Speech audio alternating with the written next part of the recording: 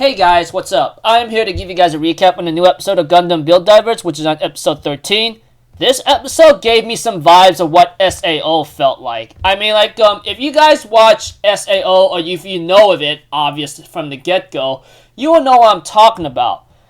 What the Build Divers, which consists of Hiroto, Par, and Kazami along with Mei, it actually felt like it was like part SAO. Like, it's not some simple game. It's not just some simple game anymore. And you guys might be asking me, what in the hell are you even talking about, dude? I'll get to that just a moment.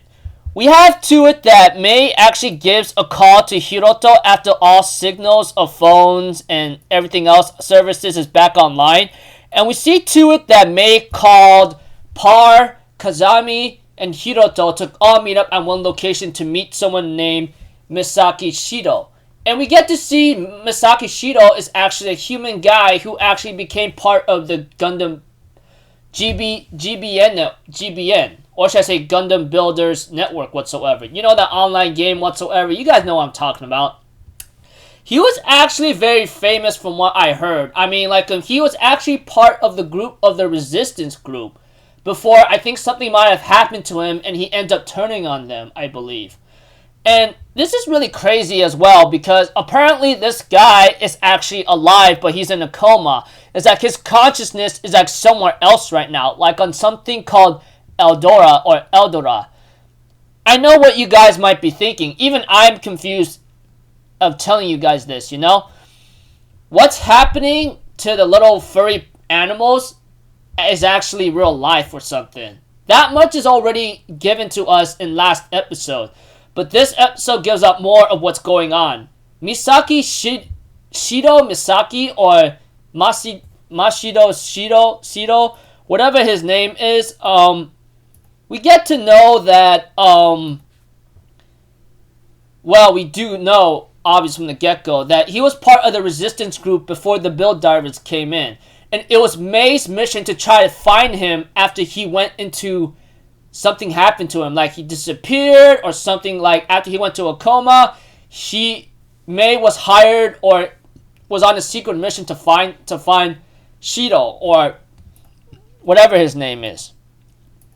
And all these stuff that's happening in the game that they thought it was a game, it was actually happening for real. Ever since that satellite cannon hit the GBN network, we see to it that, everything seems to shut down and everything seems to be complicated. Or should I say, all services or networks got shut down. Eventually, we get more confirmation that this was not actually set by the administrator of the GBN. It was never, the resistance that the Build Divers team was helping out, it was never set by GBN at all. So, that proves another thing that what they were doing is not a game anymore. And that Mei want to talk to the other Build Divers team because she's asking them for help to maybe go to planet Eldora or Eldora, however you want to call it, that location, that planet Eldora, whatever it is called. But there's a mighty risk factor of it. You might end up as the same guy as Shido-san or Shido, whatever that guy's name is. Masaki Shido? Yeah. Pretty much if they go to Eldora and something would happen to them, they might end up like him, like in a coma and may not wake up. This kind of freaks out Kazami, which he's a kid by the way. I'm actually even shocked. I had a feeling Par might be a kid too, but yeah. Anyways, overall, Mei calls Kazami, Par, and Hiroto to meet at one location and ask them for help, but the risks are pretty nasty. It's like, we mess this up or something could happen to you, you could end up like Masaki Shido whatsoever, you know? And Kazami doesn't like the idea because he goes like, I became part of the GBN world just to become a hero. I did not want to be part of something that's asking me to risk my life to a point that I might fall into death trap or a coma. Par does not seem to like the idea either, and Hiroto does not really know, and Mei's like, okay, whatever. We'll just have to leave it at that. eventually, I think after Hiroto gets encouragement from his childhood friend, he decides to maybe step up and decides to go for it, you know? As for Par and Kazami, after they kind of thought through, well, Kazami, he's actually a fisherman, which is to my shock. But Par, after thinking about like flying with his wings, with his gunpla, they all eventually meet at that same location, the day where they actually picked up that mission from Freddy. And we see to it that Freddy's asking the Build Divers help again at that same location. Although, like, Mei does warn everyone else, like Hiroto, Kazami, and Par, after they decide to go through with it, she warns them one more time. This is no longer a game. This is like, you're staking your life to help someone right now, and whatever happens to you, it could be very bad. Overall. And I think the episode ends off there, as Freddy asks the Build Divers to help help us out again, you know? But Freddy seems to be in very bad shape right now, etc. So, yeah.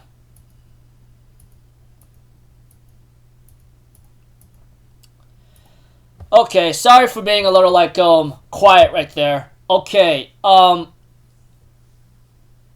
this time right now, here and there, throughout this episode, Mei calls Hiroto, Kazami, and Par to, like, talk with each other, to meet someone, Masaki Shiro, and tells them about what her mission is, and she's asking them for help, but the risks are pretty nasty, which pretty much discourage Kazami and Par, and maybe leaves Hiroto, like, shaken up as well. But, you know, this actually shows more about Hiroto as well, because, you know, the girl Eve, she's possibly an L diver or something, etc.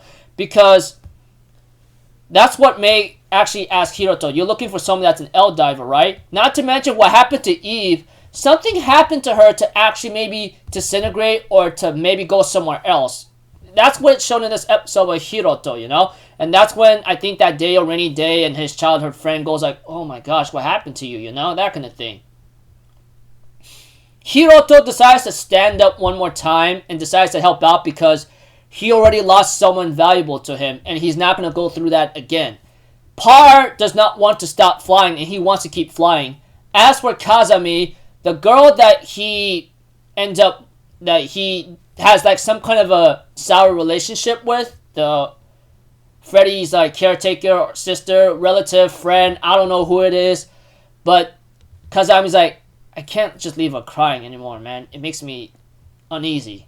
Or it doesn't make him feel any good, you know? That kind of thing. So, yeah, pretty much they all decide to, like, go back to that one location and meet up with Mei, you know? And gets ready to, like, go for the mission once more. But Mei does warn them once again, like, this is not some, once you enter this thing, or once you, like, go through with this, there's no going back. This is no game. So you sure you want to do this? And the episode ends off there. Sorry for being a little confusing, etc. If you guys watched the episode, or if you're up to date with Gundam Build Divers, you will know what I'm talking about. So, yeah, apologies for being very confusing. I'll try to keep it more simplified if I can in the next episode or so. So, yeah, until then, I'll see you guys in the next video. I'm Alpha Zero, people. Have a good day. And I'll see you guys next time, alright? Peace out. Bye-bye. Toot-toot-toot!